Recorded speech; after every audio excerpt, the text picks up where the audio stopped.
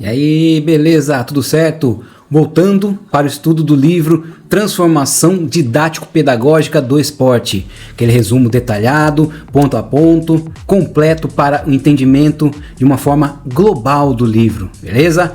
Então vamos lá. O fenômeno esportivo enquanto realidade educacional. Para o fenômeno esportivo, existem duas formas de conceituá-lo, uma ampla e outra restrita. O esporte que visa o treino, a competição, o rendimento, apresenta um conceito restrito. Este conceito é reforçado pela mídia, que transforma o esporte espetáculo em mercadoria, sendo um mero agente de propaganda e incentivo ao consumo, não só do esporte, mas com tudo aquilo que se relaciona a ele. O conceito amplo de esporte que se deve trabalhar na escola é aquele que engloba todo tipo de manifestação, por exemplo, andar de bicicleta, caminhar, fazer ginástica, dançar, brincadeiras infantis, etc. Para esclarecer esses dois modos / conceitos de prática esportiva, utilizamos a ideia de mundo vivido. É um mundo comum a todos e que se apresenta às pessoas intuitivamente, sem ser problematizado e que não se encontra a todo instante de forma consciente e de sistema, que é a busca de entendimentos racionais, complexificação objetiva do mundo, a busca através de ações racionais com relação a fins. O mundo vivido trabalha com a racionalidade vivida, enquanto o sistema trabalha a racionalidade instrumental. A tematização do esporte enquanto mundo vivido permite fazer relações com o mundo de movimento típicos da infância e adolescência, compreendendo o se movimentar do homem na constituição de uma relação mundo-homem. Assim, as vivências sociais da família, dos amigos, do trabalho, tornam-se muito mais importantes que o esporte de rendimento. Com interesse pedagógico crítico emancipatório, o objeto de estudo deveria se concentrar mais sobre as formas de manifestação humana e de forma contextualizada, em que ser humano e movimento são relevantes tanto para agir e pensar, como para as relações entre os próprios homens. Entretanto, somente quando se movimentar, se configurar a relação de experiência sociocultural com o meio circundante, de forma relevante e enriquecedora para o desenvolvimento do ser humano, podem se considerar atendidos os critérios para uma realidade pedagógica do movimento ou do esporte. Então, a cultura do movimento trata de todas as atividades do movimento humano, seja no esporte, seja nas atividades extra-esportes, sentido amplo do esporte e que pertencem ao mundo do se movimentar humano. Para o conceito amplo, devem-se levar em conta os condicionantes socioeconômicos e culturais. As encenações do esporte ocorrem em 3 planos: interação, pessoas atuando em torno do mesmo tema, trabalho, o espaço físico e material, além do cronograma e roteiro pré-determinado, linguagem, que constitui o elo entre os outros 2 planos e permite que as atuações aconteçam em um nível racional de entendimento e atenda aos interesses educacionais de todos. No conceito de sistema, a exigência em termos de trabalho, dedicação, controle é tão grande que o participante deve renunciar a uma vida social normal. Quando o participante inicia nesse mundo muito cedo, ele ainda não tem o nível racional comunicativo desenvolvido suficientemente para entender o sentido repressivo de todo esse processo. E a escola não pode preparar os alunos para esta função. O máximo que a educação física pode fazer é tematizar criticamente os problemas inerentes ao esporte de alto rendimento, seus princípios e sua comercialização. Vamos para o próximo item, que é o esporte enquanto objeto de ensino com finalidades educacionais. Antes de entrar no tema de esporte educacional, vamos definir educação. Existem 2 pré-condições para a educação. Primeiro é o fator biológico. Crianças não nascem psicossocial e corporalmente maduras. O seu desenvolvimento deve ser encaminhado. E o fator social, justamente porque a criança se desenvolve numa sociedade de adultos, e as sociedades reagem de diferentes formas sobre esse desenvolvimento infantil. A educação é um processo social que indica uma consolidação cultural e histórica própria e pode existir tanto em instituições formais e públicas, como também em instituições informais e ambientes privados. Sendo assim, os ensaios pedagógicos do esporte devem acontecer com uma intencionalidade pedagógica, porque as encenações acontecem em todos os lugares, família, clube, parque, mas é na escola que a situação educativa é formal e explícita e cheia de intenções políticas. Sua tarefa deve ser voltada para auxiliar o aluno e direcioná-lo para uma participação autônoma, refletindo criticamente sobre todas as formas de encenação. Existem alguns elementos importantes que determinam o sentido, significado da encenação do esporte pedagogicamente relevante.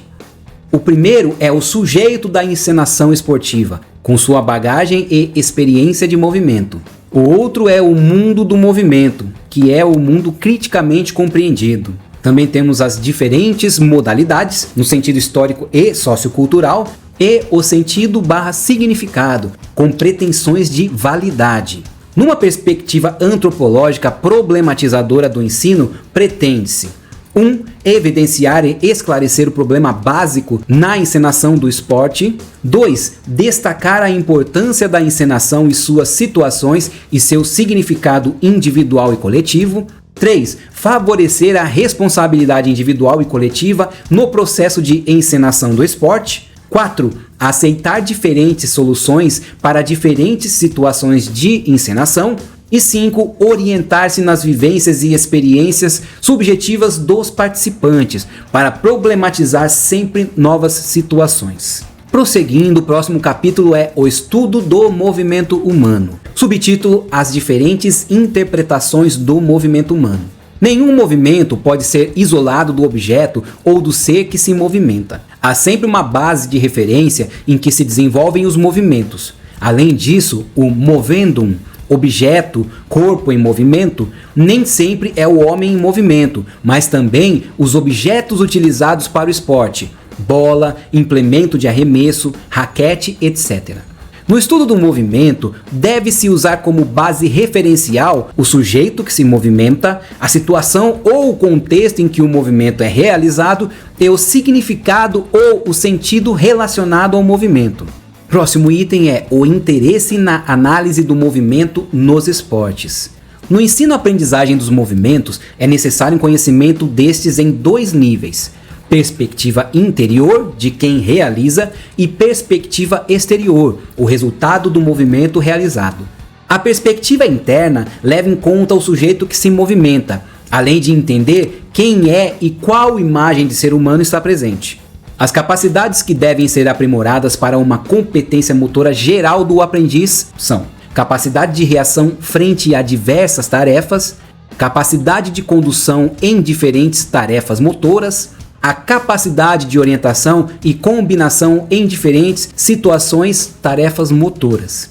Estas capacidades abrangem as habilidades motoras finas e amplas e as tarefas motoras simples e complexas, abertas e fechadas. Na perspectiva interna, os sujeitos na realização de movimentos envolvem-se na sua totalidade, ou seja, nas dimensões perceptivo-cognitiva, emocionais afetivas, sociais e motoras.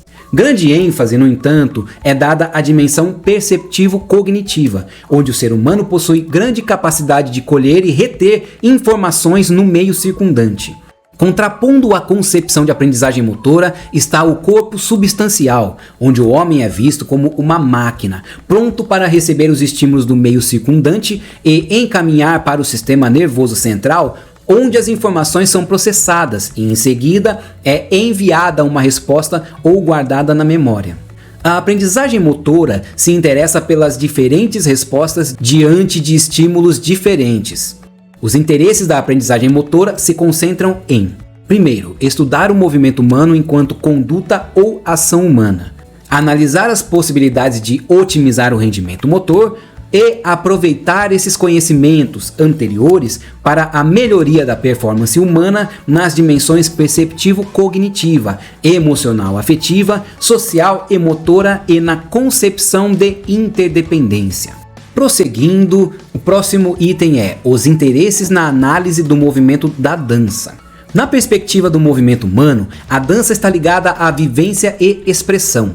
Ela é uma das manifestações mais importantes da cultura corporal. A dança vem ganhando espaço na desportivização à medida que adquire espaços de apresentação na forma competitiva, além dos apelos mercadológicos, dos meios de comunicação e da indústria cultural. A caracterização mais típica para a dança e os seus movimentos é a constante busca da alegria e do prazer proporcionado por movimentos ritmados e compassados. Vivência e expressão em dança são vistas como uma revelação do mundo interior do homem. Um sentido pedagógico da dança seria o desenvolvimento de um ser humano mais pelo estético que pelo lógico, mais emocional afetivo do que intelectual racional. Os movimentos da dança são, em geral, um ritual de imitação-representação de movimentos, sejam eles da natureza, do mundo da vida, dos deuses. Através dos sons musicais, desenvolve-se uma linguagem própria, rica em sentidos e significados. O interesse condutor do conhecimento na dança, na sua forma original, é com a expressão de movimentos. A subjetividade do se movimentar se torna objeto de vivência alegre e prazerosa pela dança. Próximo subtítulo é o interesse pela análise do movimento pelas atividades lúdicas, brinquedo e jogo.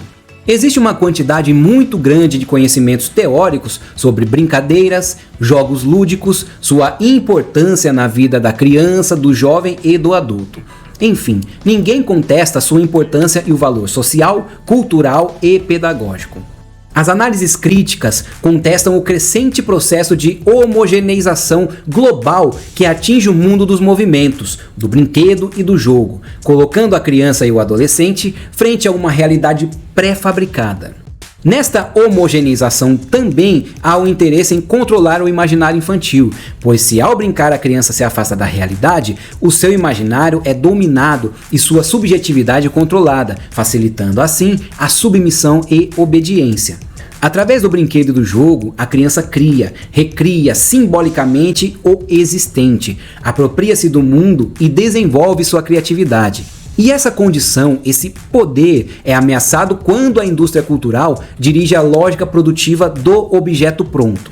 Do ponto de vista da análise, há dois momentos distintos. O interesse dos praticantes, nesse caso, há uma grande diferença entre o praticante criança, para quem o jogo é a própria vida, sua forma de inserção no mundo, e o praticante adulto, para quem o jogo contrasta com a atividade do trabalho. A visão sobre os jogos, brincadeiras e atividades lúdicas não pode ser reduzida a um auxiliar de rendimento escolar e ou esportivo. O interesse tem que estar mais voltado para o sentido, significado que tem o brinquedo e o jogo na vida da criança e do adolescente. Dessa forma, é impossível analisá-los na perspectiva do rendimento ou na sua dimensão produtiva. Próximo subitem é o interesse pedagógico educacional no movimento humano. Mas vamos fazer esse estudo daqui a pouco. Vamos dar uma pausa, relaxar um pouco, tomar água, tomar um café e retornamos depois, beleza? Valeu!